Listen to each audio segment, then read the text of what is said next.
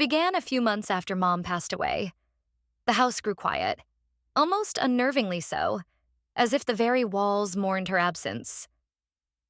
Dad and I spoke little, exchanging only basic greetings and discussing routine tasks. I assumed we were each coping in our own way. But one evening, something shifted. I was sitting in the living room flipping through old photo albums. Mom's laughter seemed to echo from the images, her bright eyes smiling at me even through the faded photographs. I didn't notice Dad enter the room until he spoke. "Looking through memories?" he asked softly, his voice carrying a mix of sorrow and tenderness. I nodded, unable to respond for fear that my voice might crack. He sat beside me, closer than he had in months, and gently took the album from my hands. "We were lucky to have her," he said, his tone heavy with emotion. He turned the pages, his hand trembling slightly as he traced Mom's face in one of the pictures. "She was everything to me." A lump formed in my throat. "She meant everything to me, too," I whispered. We sat in silence, flipping through the pages together. I hadn't realized how much I missed moments like this, just sitting close to him, sharing an experience. It reminded me of the times we'd all been together as a family, before everything changed. "I know I haven't been the best father lately," he admitted after a long pause. "I've been so lost without her, and I'm sorry if I've made you feel alone." His words struck a chord deep within me. I hadn't realized how much I needed to hear them.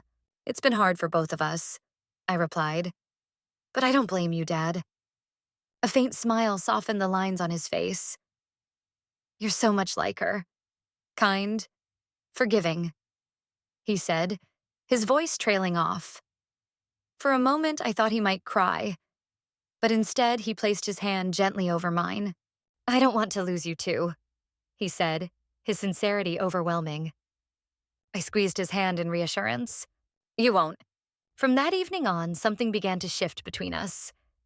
Dad started putting in more effort, cooking dinner, asking about my day, and even joining me for walks in the park. It was comforting, yet it left me unsettled in ways I couldn't quite explain. As the days passed, the atmosphere in our home seemed to change. Dad's presence felt more substantial, not oppressive, but as though he was trying to bridge a gap I hadn't realized was there. I noticed the little things.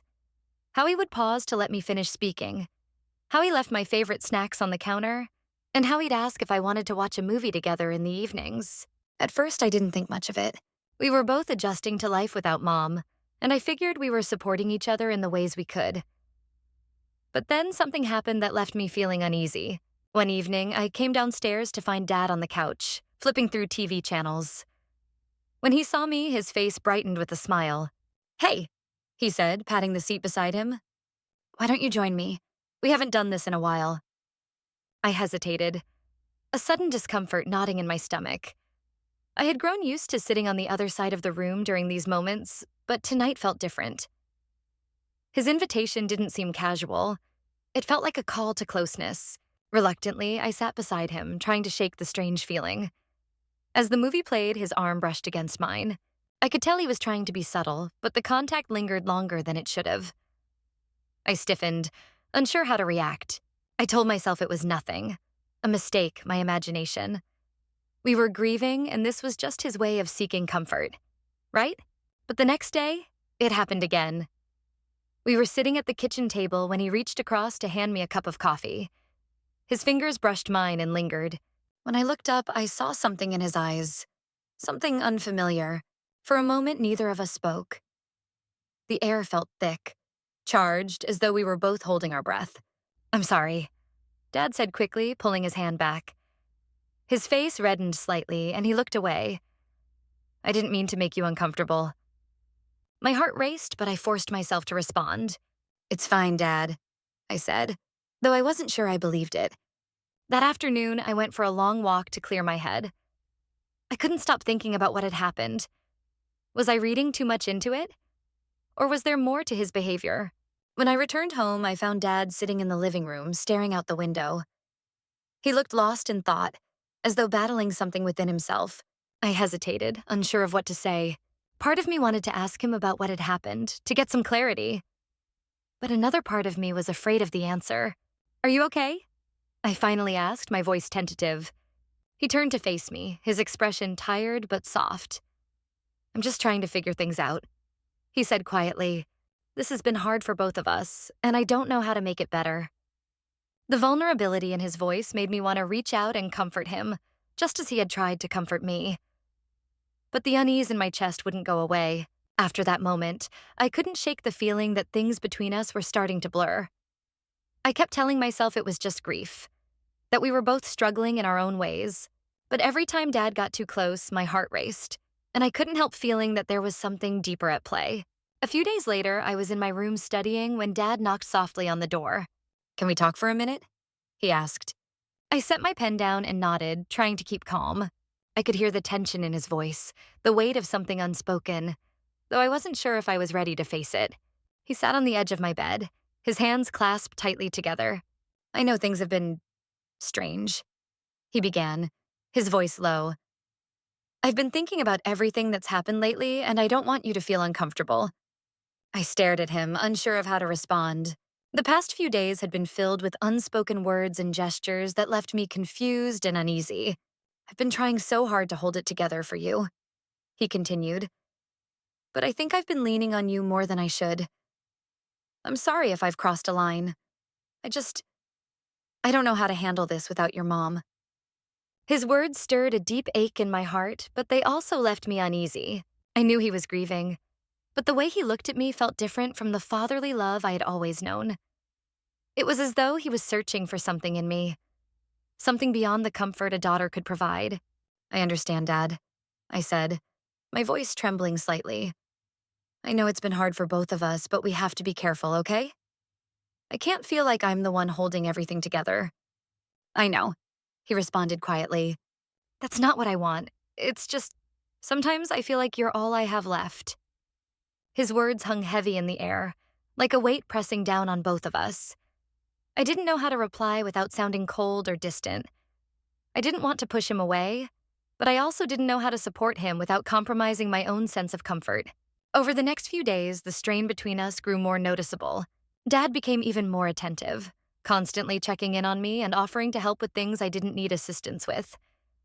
Whenever I tried to carve out some space, he would close the gap, standing too close while I cooked or suggesting he walk me to school in the mornings. One afternoon, as I sat in the living room reading, he entered and took a seat beside me. He didn't say anything this time. He just sat there, his shoulder brushing against mine. I could feel the warmth of his presence, and that familiar unease washed over me again. His proximity felt less comforting and more suffocating. Abruptly, I stood up, my heart pounding in my chest. I need to go for a walk, I said, my voice unsteady. Dad looked up, concern evident in his expression. Are you sure? You don't have to. I'm fine, Dad. I just need some air. I interrupted, unable to articulate the whirlwind of emotions swirling inside me. I left the house quickly, stepping into the open air and hoping the fresh breeze would help me clear my head. But it didn't. No matter how far I walked, I couldn't escape the thoughts of Dad. His behavior, his lingering touches, the way he seemed to be trying to fill the void Mom had left behind. And the more I thought about it, the more I wondered if I had become the one filling that emptiness for him. If I had, what did that mean for us? The following days were a blur of confusion and self-reflection. I couldn't shake the discomfort that seemed to follow me everywhere I went. Dad continued to make an effort to reconnect with me, but his actions, though well-intentioned, left me feeling uneasy. It was as if he were reaching for something he couldn't define, and in doing so, I felt like I was losing myself. One evening, after returning from another long walk, I found Dad waiting for me in the living room.